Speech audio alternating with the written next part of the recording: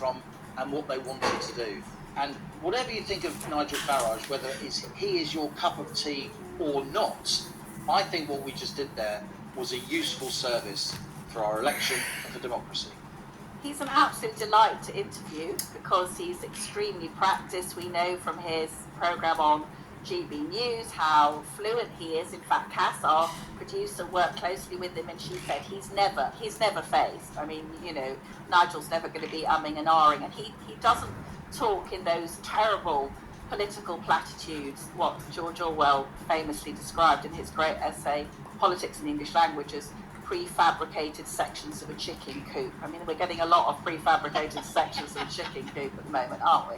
But he listens to the question and he answers it. And what I find so persuasive is he is not afraid to go after the sacred cows, and we saw in his excellent performance actually in the Friday BBC debate, and also just talking to us now, just a willingness to talk about things like debt. Liam, we're skint, you know? Indeed. Which of the other politicians, they're all talking about, oh, we're going to cut this, we're going to cut taxes, No, you're not, we're skint. He's prepared to talk in language that people understand. He's prepared to stand up and say, the NHS can't go on like this. You know, we've got to do something about immigration because of all the pressures it brings. And I thought it was interesting that Nigel did say he has been a very Marmite figure. At the top of the interview, I quoted my friend who had said to her kids that she was going to vote Reform, and the son said, oh, I always thought you were a bit of a racist, mum.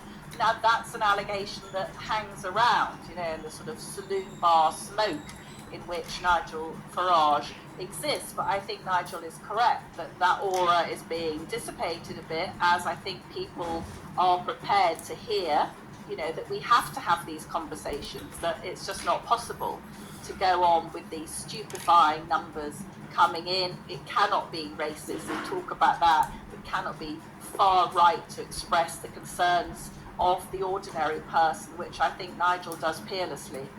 Indeed. I mean, I've left GB News now, Alison, as you know, and I may say more about that at some stage in the future. But one of the things that really struck me at GB News was Nigel's broadcasting ability. I've got a certain reputation in the TV news industry as being able to walk into a studio and talk about anything for as long as you want. Funnily enough. Who knew the co-pilot could roll out? And presenting without auto cue and so on. Let me say this, and this is coming from me. I've never been in a TV studio with a more natural broadcaster.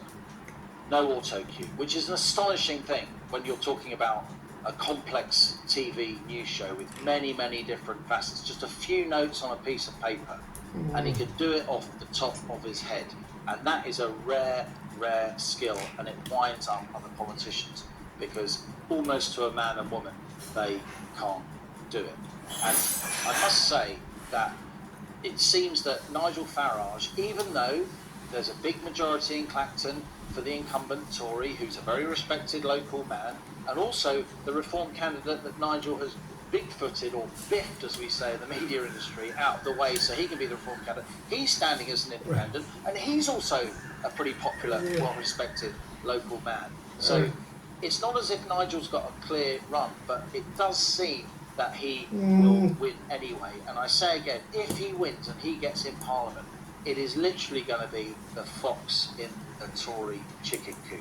And he is going to be there as a magnet for Tory MPs on the right of the party. If they don't get their way in the coming leadership election, if the parliamentary party doesn't put forward at least one candidate of the right, but MPs choose two, of course, then it goes to the party in the country, the activists, the membership, to decide the leader.